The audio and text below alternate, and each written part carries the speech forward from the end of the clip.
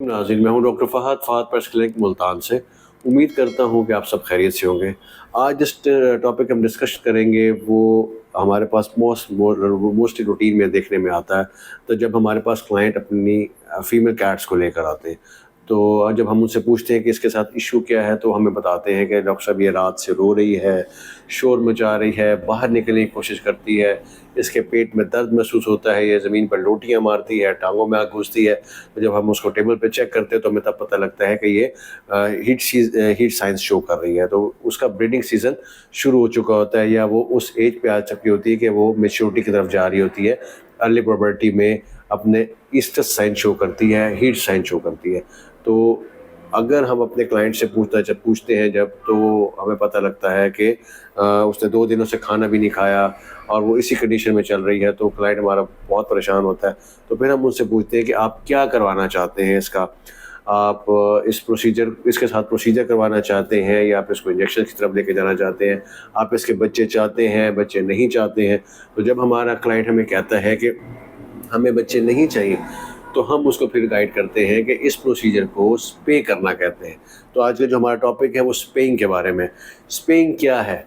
स्पेइंग ये होता है कि जब फीमेल मैच्योरिटी की तरफ आती है, मैच्योर होना शुरू की तरफ प्यूबर्टी की तरफ आती है, तो फ्रॉम बर्थ टू 6 मंथ हम उसका रिप्रोडक्टिव ऑर्गन सर्जिकल रिमूव कर देते हैं, तो इसको स्पेइंग कहते हैं। स्पेइंग एक सर्जिकल प्रोसीजर है, और कुछ लोग जो है इसको बाज़ दफ़ा बच्चे नहीं चाह रहे होते तो वो सर्जरी नहीं करवाना चाहते, तो वो कहते हैं जी डॉक्टर साहब सर्जरी मत करें, इसको इंजेक्शन लगा दें। तो ये अच्छी चीज़ नहीं है। इंजेक्शन जो है वो प्रॉपर कोई हल नहीं है। वो 2 से 3 महीने के लिए होता है, और उसके नुकसानात भी वो हम बाद में चल के आपको बताएंगे क्या प्रॉब्लम्स उसके साथ देखने में हमें आती हैं। तो सर्जिकली जब हम उसका रिप्रोडक्टिव ऑर्गन रिमूव करते हैं, तो इन द फ्यूचर कैट जो है, फीमेल कैट, वो हीट पे एक तो नहीं आती, इस किस्म का साइन शो नहीं करती, और फ्यूचर में उसके बच्चे नहीं आ सकते थे, क्योंकि मोस्टली क्लाइंट जब चाह रहे होते हैं कि हमारे पास बच्चे ना आए, तो ये प्रोसीजर वो अडेप्ट करवाना चाहते हैं। तो उसके अलावा इसी तरह सिम्टम्स देखने में जब स्पेइंग फीमेल डॉग्स में भी देखी जाती है, उसके अंदर भी यही एज है। 6 मंथ की एज पे आप अपनी फीमेल डॉग को सर्जरी करा सकते हैं, उसको स्पे करा सकते हैं। तो इसमें साइंस क्या होते हैं फीमेल डॉग्स में? जब फीमेल अपना ब्रीडिंग सीजन पे आती है, हीट साइंस शो करती है, तो उसमें ब्लड की स्पॉटिंग स्टार्ट हो जाती है। तो तब हमें पता लग जाता है कि एनिमल जो है वो हीट साइंस शो कर रहा है, हीट पे आई हुई है, she is ready to mate, और ब्रीडिंग सीजन शुरू हो गया है। अगर वो बच्चे लेना चाह रहे होंगे तो वो बच्चे ले लेंगे, अगर सर्जरी करवाना चाह रहे होंगे तो वो उसको स्पे की तरफ ले आएंगे। तो इसमें स्पेइंग, फिर हमसे क्लाइंट पूछते हैं कि डॉक्टर साहब हम स्पे ही क्यों कराएं, इसके क्या फ़ायदे हैं, सर्जरी ही क्यों कराएं? देखें, एहतियात इलाज से बेहतर है अगर हम प्रॉपर्ली सर्जरी करवाएंगे, तो उसमें एक तो जो है एनिमल हेल्दी रहता है, उसकी लाइफ लॉन्ग हो जाती है। उसके अलावा उसके अंदर जो ब्रेस्ट कैंसर का प्रॉब्लम है वो नहीं आता फीमेल कैट्स में, ब्रेस्ट ट्यूमर नहीं होता। उसके अलावा उसको पायोमेट्रा का प्रॉब्लम जो इन्फेक्शन हो जाता है यूट्रस में वो नहीं होता।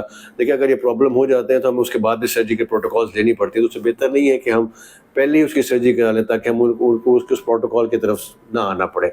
और इस मुकाबले में जब मैं आपको पहले बता रहा था कि इंजेक्शंस, लोग कहते हैं डॉक्टर साहब हमें अभी बच्चे नहीं चाहिए, हम बाद में ले लेंगे, तो लेकिन वो होता नुकसानदेह है। उससे यही होता है कि अगर आप इंजेक्शन लगाते हैं हार्मोन्स, तो हार्मोन्स जो है वो टॉक्सिसिटी शो करते हैं। उसमें ब्रेस्ट कैंसर होता है, ठीक है, हार्मोन लगाने के बाद उसमें ट्यूमर भी हो सकता है। ये ट्यूमर कैंसर एक ही चीज़ है, उसके बाद अब उसके अलावा पायोमेट्रा इन्फेक्शन हो जाता है।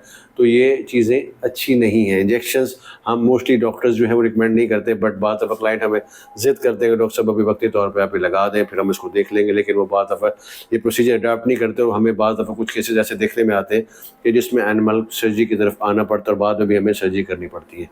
तो अब उसके अलावा फिर हमसे क्लाइंट्स पूछते हैं कि डॉक्टर साहब हमने सर्जरी किस टाइम में करानी चाहिए? तो मैं इसमें, जब उसकी प्रॉपर्ली एज ऑफ 6 मंथ के बाद कोई टाइम नहीं है, आप किसी वक्त भी करा सकते हैं।